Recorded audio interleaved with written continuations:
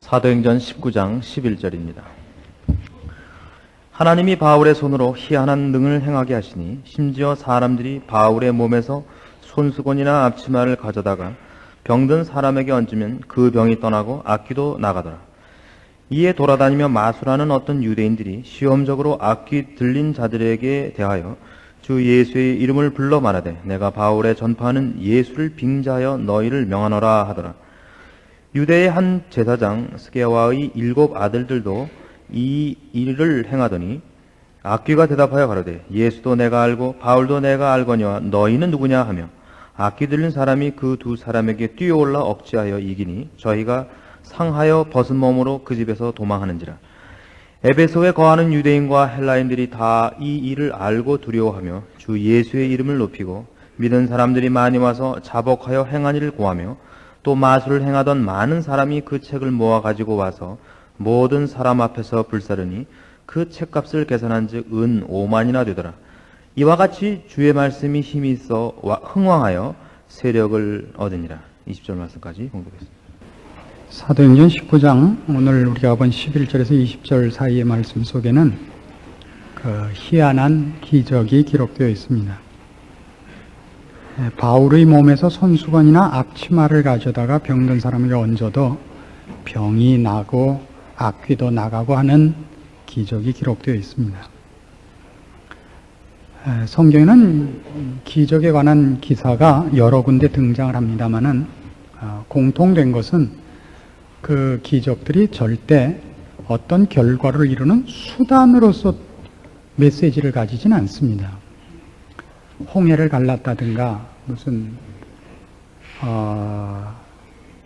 파도를 잠잠케 했다든가 오병이어의 기적을 일으켰다든가 하는 것들이 그것 자체가 어떤 결과를 이루는 수단이었다라는 데 그 메시지가 있지 않고 그 기적은 언제나 하나님의 주권, 능력 그리고 하나님이 그 일을 베푸시는 대상을 향한 사랑, 은혜 이런 관계성을 증거하기 위하여 기적이 등장한다는 것을 우리가 잊지 않아야 됩니다.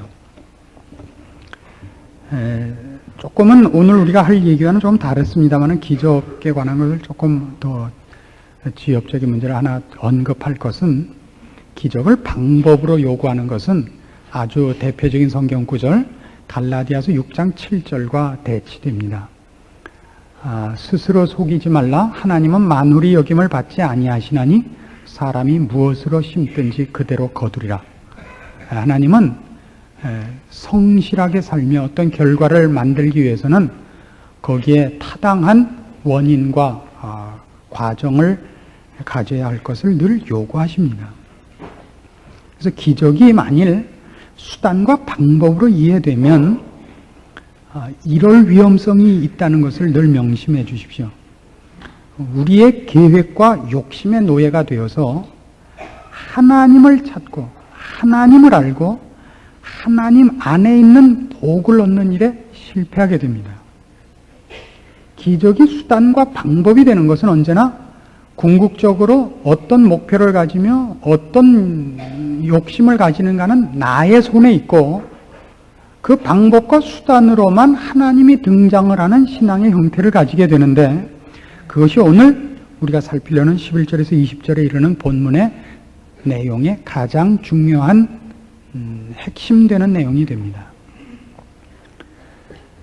바울의 몸에서 손수건이나 앞치마를 가져다가 그 사람에게 얹어도 이런 희한한 결과를 초래하자 어떤 사람들이 생겼냐 하면 그 방법을 써서 자기가 원하는 어떤 일을 하려는 사람들, 그러니까 무엇은 관계를 안 하느냐 하면 그 일을 일으키는 분을 알며 경배하며 그걸 일으키시는 주권자이신 하나님과 자기의 관계를 형성하는 일은 뒷전으로 밀어버리는 부류가 있었다 하는 얘기입니다. 아주 쉽게 거기에 오늘 등장한 것 같이 스게와의 7 아들도 이 일을 행했더니 악귀가 대답하여 가로되 예수도 내가 알고 바울도 내가 알거니와 너희는 누구냐? 그래서 오늘 제가 설계 언제나 제목을 정한 적이 없습니다만 오늘은 제목을 만일 정한다면 너희는 누구냐? 그렇게 정하고 싶습니다. 우리 신앙상에 있어서도 가장 큰 문제는 언제나 이 문제가 아닌가 싶습니다. 여러분이 기독교적인 신앙을 갖고 계시는 분이기 때문에 오늘 아침에도 이 자리에 오셨습니다. 그리고 아마 여기 오신 대부분이 기도를 하실 줄 알 것입니다. 그 기도와 여러분의 신앙이 바로 이런 식으로 될 가능성은 언제나 있습니다. 하나님으로 섬기는 것이 아니라 하나님이 가진 능력을 필요로 하기 때문에, 그리고 그것을 기대해서만 여러분의 신앙과 기도와, 그러니까 말하자면 모든 신앙의 기대와 행위가 이루어질 수 있습니다. 그리고 그렇게 된 대표적인 사람을 성경에서는 이런 사건으로 소개하는 사람이 하나 있습니다. 발람이라는 선지자가 있습니다. 민수기 22장부터 구약성경 233페이지입니다. 민수기 22장부터 24장에 이르도록 이 발람에 관한 이야기가 나옵니다. 이 발람은 왜 등장을 하느냐 하면, 이스라엘 백성이 애굽을 떠나온 이후에 가나안 땅에 들어가기까지 광야 생활을 합니다. 그동안 그들의 길을 막았던 여러 나라와 전쟁을 하게 되는데요. 대표적인 전쟁이 바산 왕 옥과 그다음에 아모리 왕 시흔을 멸한 사건입니다. 이 아모리라는 나라와 바산이라는 나라를 멸망시킨 사건 때문에 이 모압의 왕 발락이 떱니다. 그래서 어떻게 이 민족을 저지할 것인가? 놔두면 우리나라도 망할 것 같다. 힘으로는 아무래도 안 될 것 같으니까 이 하나님의 선지자인 발람을 불러서 저들을 저주케 합니다. 그래서 발람이 찾아온 사람들이 이 일을 해주면 많은 상급을 주겠다 하는 것 때문에 마음이 솔깃했는데, 하나님께 물어보니까 하나님이 가지 말랍니다. 그런데 발람은 가고 싶은 겁니다. 돈에 눈이 어두워서. 그러니까 하나님께서 그럼 가도 좋다. 그러나 내가 이르는 말만 하고 네 마음대로 하지 마라 그럽니다. 그래서 갑니다. 근데 이 발람이 온, 둘이 이름이 비슷하죠. 발람이 온 것을 기뻐서 자기가 원하는 대로 이 이스라엘 백성을 저주해 줄 것을 요구합니다. 근데 발람이 저주를 하려고 해도 하나님이 저주하지 못하게 해서 발람이 계속 축복만 합니다. 그래서 발락이 이쪽 가서 세워서 한번 발람을 시키면 또 축복하고, 그래서 저쪽 가서 시키면 또 축복하고, 그래서 결국 실패하고 맙니다. 그러나 25장 1절에 가시면, 민수기 25장 1절에 재미있는 사건이 뒤를 이어 나오는데요. 이스라엘이 시딤에 머물러 있더니 그 백성이 모압 여자들과 음행하기를 시작하니라. 그 여자들이 그 신들에게 제사할 때 백성을 청하며 백성이 먹고 그들의 신들에게 절함으로 이스라엘이 바알부올에게 부속된지라 하는 기사가 나옵니다. 이스라엘 백성이 모압 여자들과 관계를 하고 그 여인들이 섬기는 우상에게 가서 절하는 이상한 사건이 벌어지는데요. 이걸 요한계시록 2장에 가시면, 요한계시록 2장 14절에 이 사건을 이렇게 성경이 설명하고 있습니다. 그러나 네게 두어 가지 책망할 것이 있나니 거기 네게 발람의 교훈을 지키는 자들이 있도다. 발람이 발락을 가르쳐 이스라엘 앞에 올무를 놓아 우상의 제물을 먹게 하였고 또 행음하게 하였느니라 하는 기사가 나오죠. 그러니까 발람이 하나님께서 저주를 못하게 해서 저주를 못하고 하나님이 시키는 대로 예언은 했습니다마는 발람은 하나님 편이 아닌 겁니다. 누구 편이죠? 발락 편도 아니죠. 누구 편이에요? 상급 편이죠. 돈 편 아닙니까? 돈을 주는 사람 편이에요. 발락 편도 아니고 하나님 편도 아니고 돈을 얻기 위해서라면 무슨 짓이든지 하는 사람입니다. 그래서 하나님이 저주를 하지 못하게 해서 저주는 못했지만 대신 그 백성을 어떻게 해서든지 넘어뜨려야 발락이 약속한 상급을 받게 했으니까 하나님 앞에 받지 않은 말은 할 수는 없고 하나님이 시키지 않은 건 할 수는 없고 대신 자기가 꾀를 내서 이스라엘 백성을 무너뜨리게 하는 방법을 줍니다. 그게 뭐냐면 하나님이 싫어하는 범죄를 저지르게 하기 위해서 그 모압 여인들이 일종의 마타하리 같이 중요한 국가의 이 존립에 관한 사명을 띠고 이스라엘 백성에게 들어가서 저들과 관계를 하고 그들의 신앙을 회방하고 모압에서 섬기는 이방 우상을 섬기게 하는 일을 가서 하게 합니다. 그래서 그걸로 인해서 많은 이스라엘 백성이 하나님의 진노 아래 죽게 됩니다. 여기 바로 발람이 그겁니다. 하나님이 누구신지를 압니다. 하나님이 복 주지 않으면 복을 받을 수 없고 하나님이 저주하지 않으면 벌을 받을 수 없다는 걸 압니다. 그러나 하나님이 누군가는 알아도 그 하나님 아래 그가 들어가 있지는 않습니다. 그 하나님 안에 들어가 있지 않다. 이 표현을 어떻게 저도 해야 될지 참 고민인데요. 야고보서에 가보십시다. 야고보서 2장 373페이지입니다. 신약성경. 야고보서 2장 14절 말씀부터 보죠. 발람 사건을 조금 더 이해하기 위해서 우리가 이 성경을 봅시다. 내 형제들아 만일 사람이 믿음이 있노라 하고 행함이 없으면 무슨 이익이 있으리요? 그 믿음이 능히 자기를 구원하겠느냐?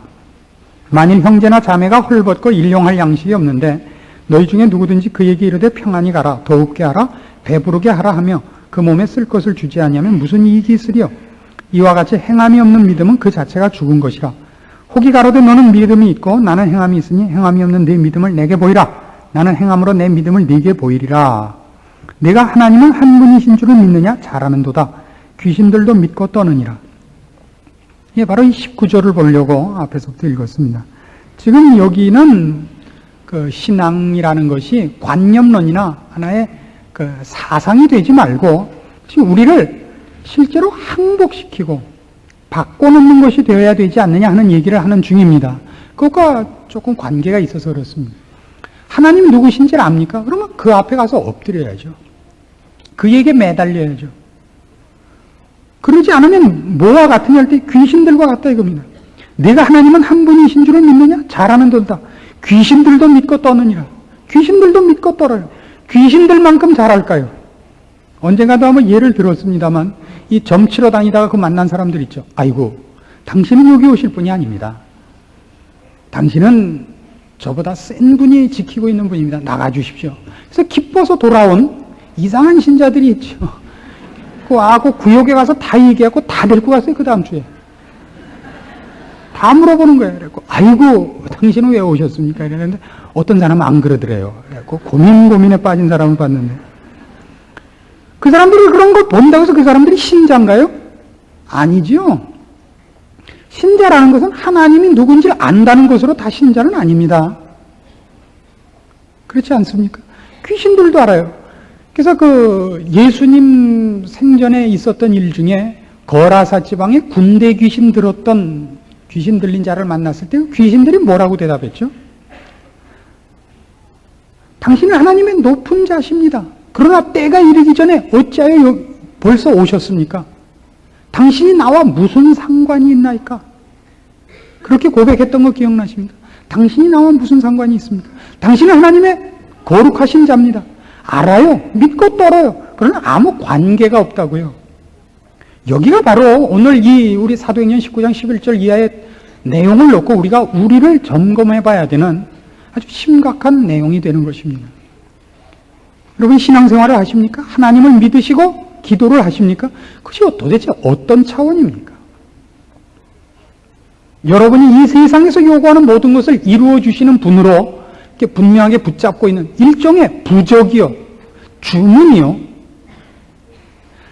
원래 하고 싶은 건 당신 자신 안에서 다 하시고 여러분 자신 마음속에 욕심과 목표와 뜻이 다 있고 하나님은 언제나 여러분의 지원 병력에 불과하다면 여러분이야말로 귀신입니다.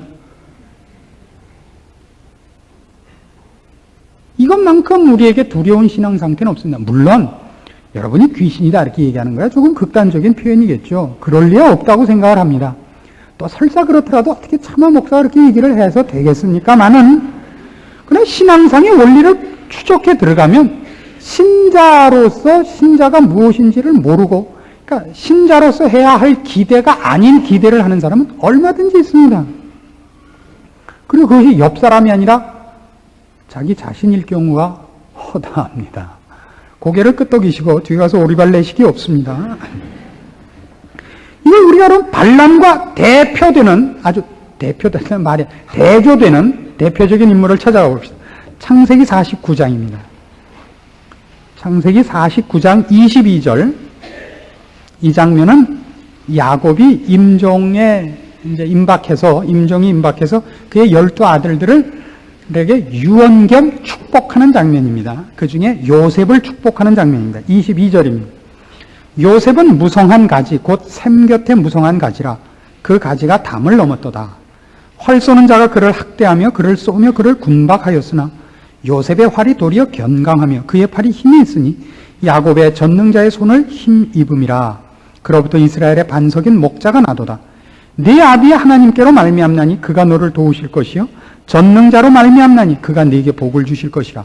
위로 하늘의 복과 아래로 원천의 복과 젖 먹이는 복과 태의 복이로다. 네 아비의 축복이 내 부여주의 축복보다 나아서 영원한 산이 한없음같이 이 축복이 요셉의 머리로 돌아오며 그 형제 중 뛰어난 자의 정수리로 돌아오리로다.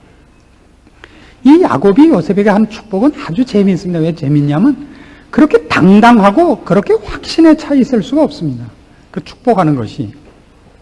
이 26절 보시면 네 아비의 축복이 내 부여주의 축복보다 낫다 그래요. 아주 단호합니다. 근데 여기서 너는 누굽니까? 지금 이 본문에서 너는 누굽니까? 요셉이죠. 그럼 네 아비는 누굽니까? 야곱 자신입니다. 그 네 아비, 즉 내 축복이 누구보다 낫다고요? 내 부여조, 야곱의 부여조는 누굽니까? 아브라함과 이삭입니다. 그럼 여러분, 아브라함, 이삭, 야곱 중에 누가 제일 신앙이 좋습니까? 아브라함이 낫죠. 벌써 이름도 넉자인데. 뭐 이름이 길어서 꼭 좋게 하겠습니까만 하여튼 아브라함이 훨씬 낫죠. 근데 야곱이 뭐라 그래요? 내 축복이 아브라함보다 낫대요. 야곱의 생애 중에 야곱이 그런 큰 소리를 칠 만한 것이 뭐 있습니까? 야곱이 뭐 잘한 게 있어요? 하나도 없어요. 그는 사기꾼이요, 강도요, 약탈자입니다. 이름 자체가 그렇고 그의 생애가 그렇습니다. 근데 왜 그런 얘기가 나오죠? 여기엔 이런 특별한 이유가 있습니다. 원래 축복이라는 말은 우리가 오늘날은 축복이라는 말을 조금 잘못 사용하고 있습니다만 복을 주는 것이 아니고 축복이라는 건 복을 비는 것이죠. 복을 빈다는 것은 자기가 복을 준다는 것과 다릅니다. 내가 복을 주는 거라면 내가 실력이 있어야 되지만 복을 비는 건 얘기가 다르죠. 지금 야곱이 축복하는 건 자기 복을 주는 것이 아니라 누구에게 복을 비는 겁니다. 누구에게 복을 빕니까? 하나님께 빕니다. 그럼 하나님께 복을 빌려면 그 복을 비는 사람이 자신을 가지는 근거는 뭡니까? 그가 그 하나님 앞에 자기가 복을 비는 그 분과 어떤 관계를 맺느냐죠. 여러분, 저에게 누가 와서 뭘 해달라 그럴 때 누가 와서 하는 말이면 제가 꼼짝을 못 하겠습니까? 주목사님이면 어림도 없습니다. 주목사님. 주목사님이 와서 하는 얘기 중에 제가 들어준 말이 없습니다. 여태. 누가 하는 말은 꼼짝을 못 하겠습니까? 저희 집 마누라죠. 저희 집 사람이 하자 그러면 저는 뭐 죽는 데들, 뭐 불이 붙는 데들, 물속인들 못 가겠습니까? 대왕 대비 마마 앞에 쥐새끼 같은 이 존재가 어찌 말을 제가 겁이 나서 제 아내 말을 듣죠. 저는 뭐 꼼짝을 못해. 이 세상에서 제일 무서운 게 누구냐? 그럼 물론 저희 집 사람입니다. 무섭지 않은데 제가 꼭 들어주는 사람이 있습니다. 누구겠습니까? 제 아들, 딸이죠. 그거야 뭐 할 수 없죠. 금방 잘못해서 죽기 직전까지 때렸지만 또 돈 달래면 줘야죠. 뭐 방법이 없습니다. 이거는. 왜 그렇죠? 혈육이기 때문에 그렇습니다. 아무래도 그렇죠. 아무래도 제일 가깝죠. 아니, 눈을 빼달래면 못 빼주겠습니까? 안 빠져서 그렇지.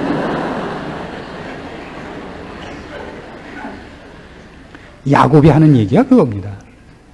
야곱이 자신이 생겼냐면 그의 생애 속에서 그걸 배운 거예요. 왜요? 그는 한 번도 하나님 마음에 들게 해본 적이 없거든요. 그러니까 하나님과 자기와의 관계가 내가 실력이 있어서 맺는 관계가 아니라 하나님의 은혜와 자비와 사랑 속에서 맺어진 관계라는 걸 그건 너무나 잘 알아요. 그는 그에게 일어났던 생의 모든 사건 속에서 언제나 매맞을 짓만 했는데 하나님이 한 번도 그를 놓은 적이 없어요. 자기가 하나님 앞에 늘 잘못했을 때도 자기 편이었는데 자기가 하나님 편을 들면 얼마나 더 자기 편이겠는가를 야곱보다 더 잘 아는 사람이 없습니다. 그 학교 선생님들을 만나니까 그런 얘기를 해요. 학교 다닐 때 공부 잘하는 녀석 쳐놓고 졸업하고 다시 찾아오는 학생이 없답니다. 근데 이 늘 매맞던 학생은 꼭 찾아온대요. 관계가 깊어지죠. 더 사랑을 많이 알아요. 애도요, 때린 애가 더 정이 많이 가고 더 깊어지는 사랑을 가진다는 거 아십니까? 이 애들이 철부지일 땐 철부지 같아야 됩니다. 교인들도 그래요. 너무 이렇게 혼자서 싹 이렇게 얄밉게 하면 기억을 못해요. 제가 기억하는 사람은 다 한심한 사람들이에요. 그러니까 뭐 제가 기억 안 하면 큰일 날 사람들은 제가 이름을 다 기억하죠. 무슨 뭐 주성호,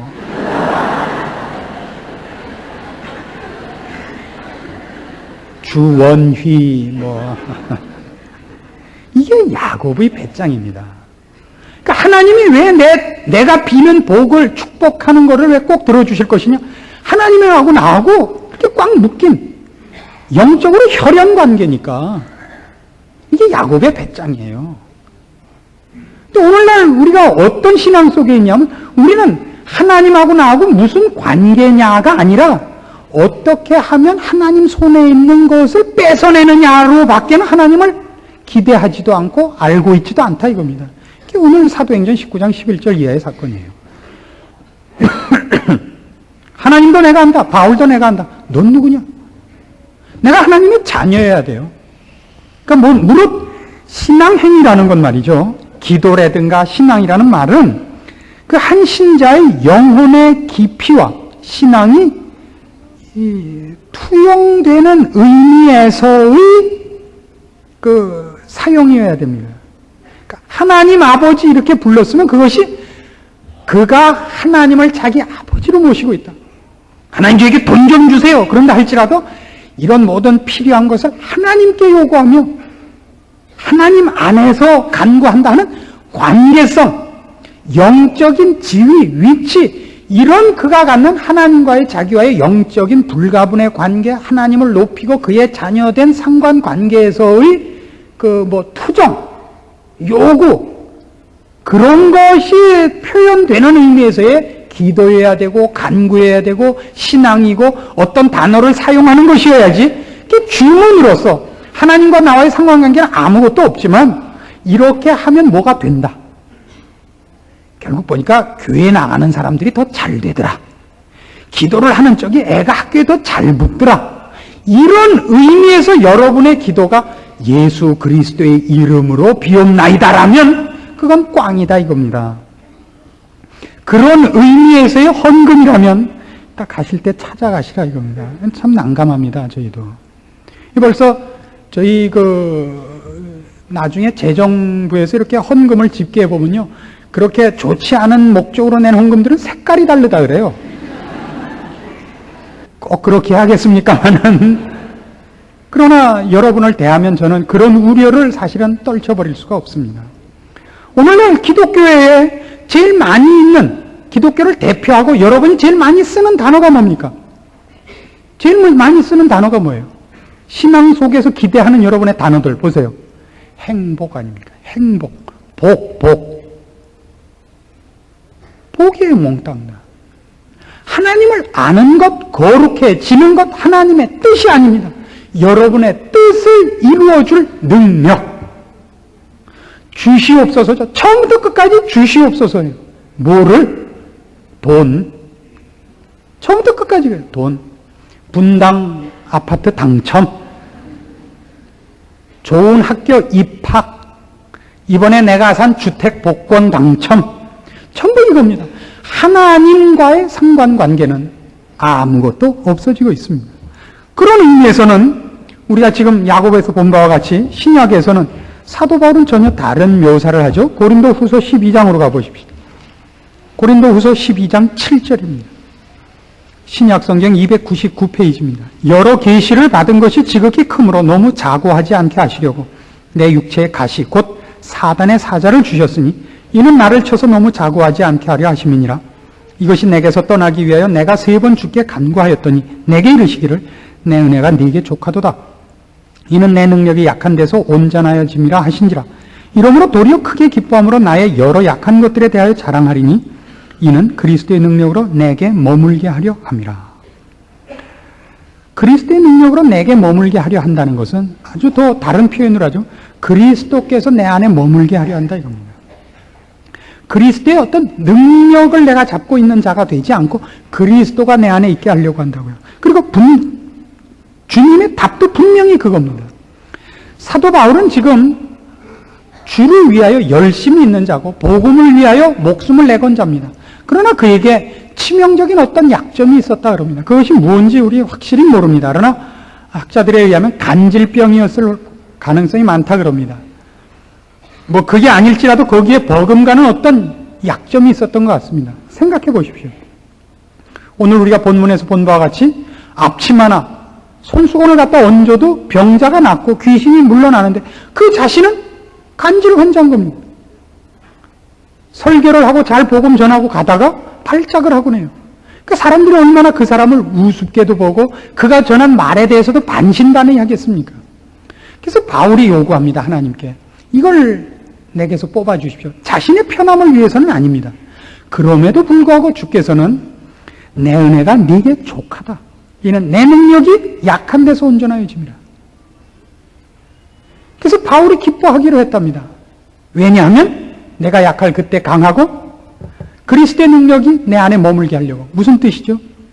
우린 약해야 주를 찾습니다. 내가 무엇을 능력과 방법을 내 손에 잡고 있으면 그대로 우리는 내 뜻과 내 욕심을 따라서 이 방법과 능력을 사용하지 주를 찾게 되지 않습니다. 우리가 처음 예수 믿은 것도 사실은 대부분의 신자가 그렇습니다. 좌절과 절망과 고통 때문에 나옵니다. 그걸 해결하려고 나옵니다만 결국 그것 때문에 누굴 만나죠? 주를 만나게 됩니다. 주님의 참으로 은혜스럽고 복된 초청입니다. 사도 바울도 지금 마찬가지입니다. 능력과 예수님이 분리되지 않기를 소원합니다. 그 능력이 사용되되 주를 아는 것으로, 주와 함께 하는 것으로 능력이 사용되기를 바라지 능력이 주님과 분리되지 않기를 소원합니다. 이겁니다. 하나님께서 우리에게 찾아오셔서 우리에게 복음을 주시고 혹 여러분에게 기도에 응답하사 형통한 길을 주시고 어떤 복을 주셨다면 그 모든 것은 다 궁극적으로는 원칙적이고 근본적이고 핵심적으로는 언제나 하나님과 화목해 하려는 것이 근본적인 목표입니다. 고린도 후서 5장으로 가시죠.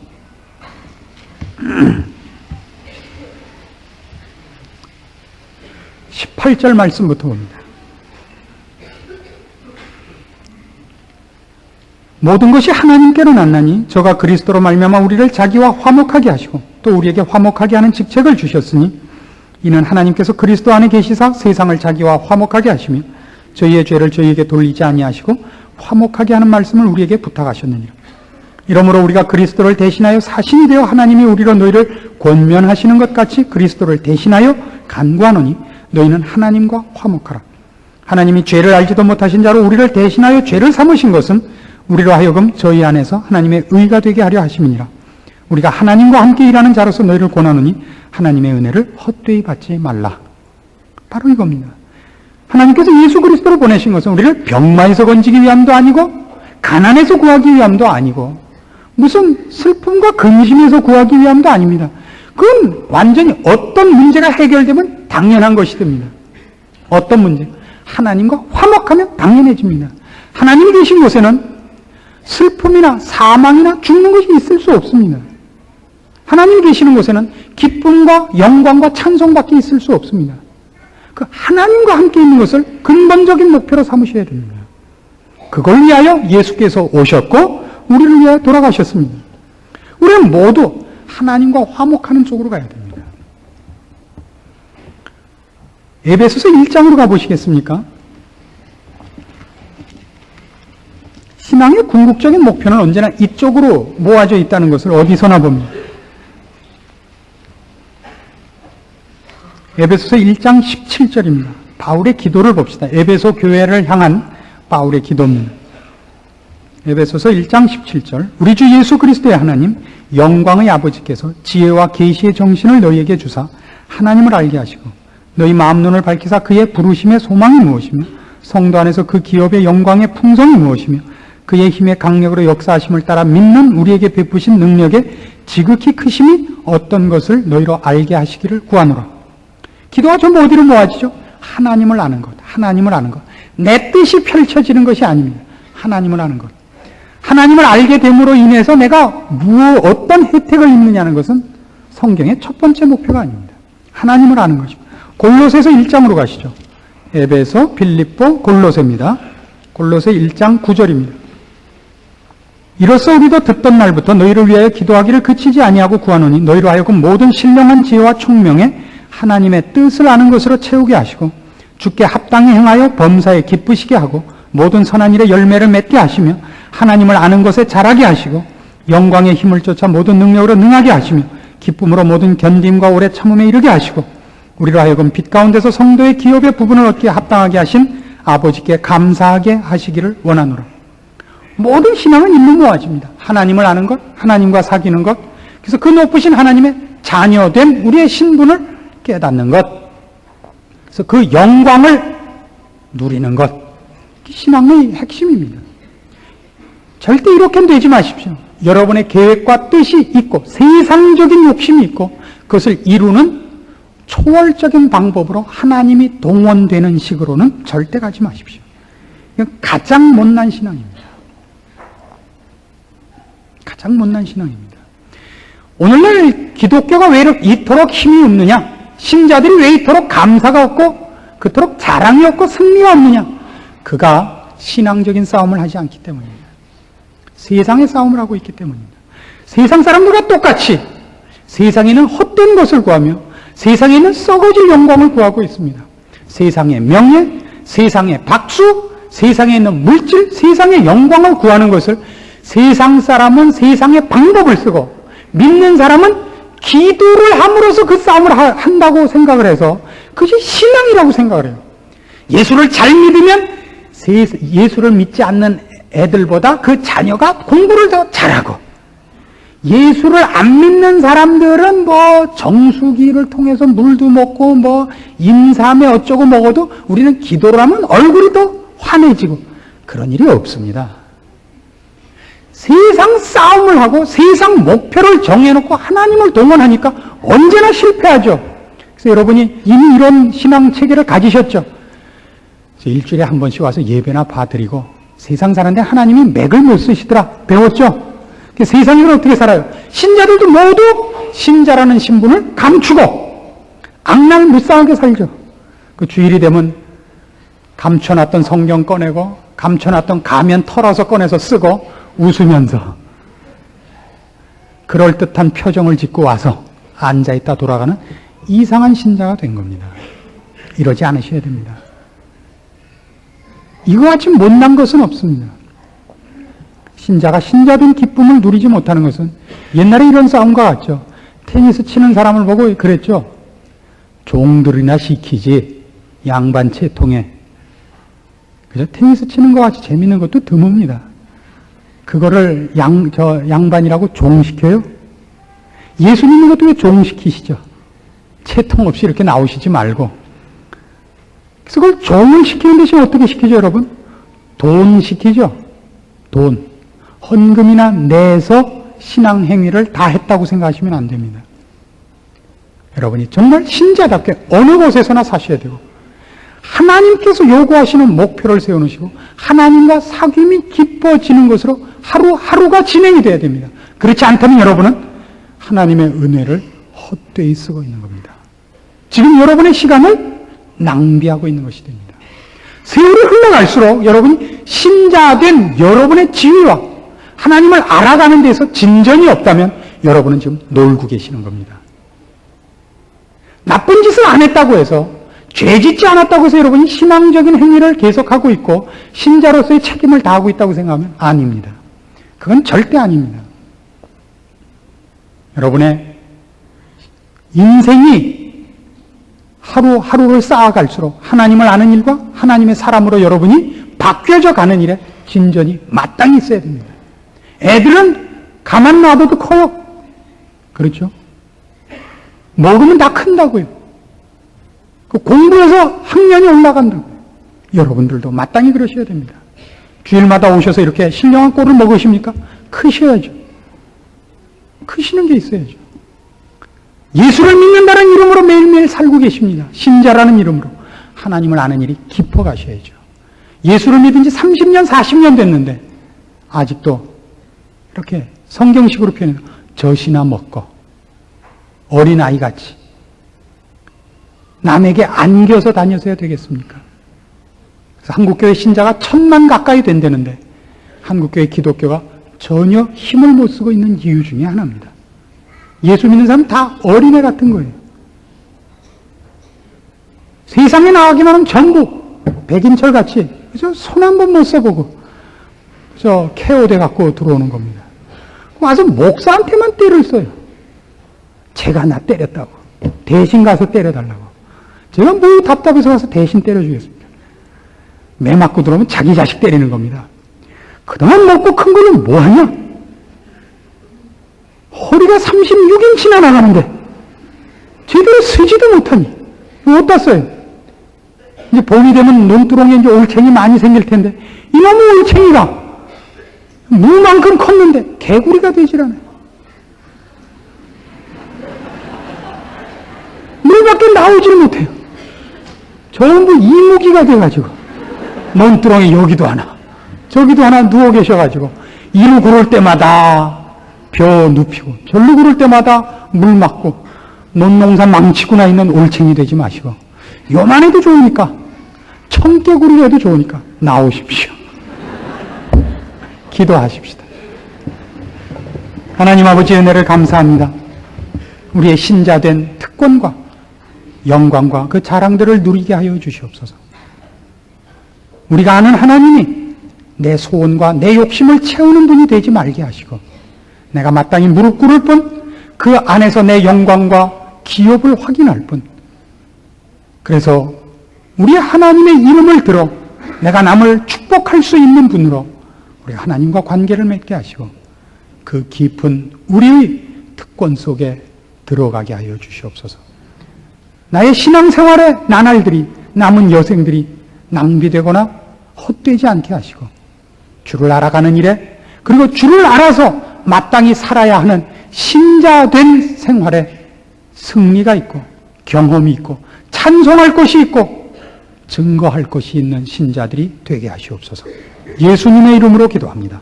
아멘.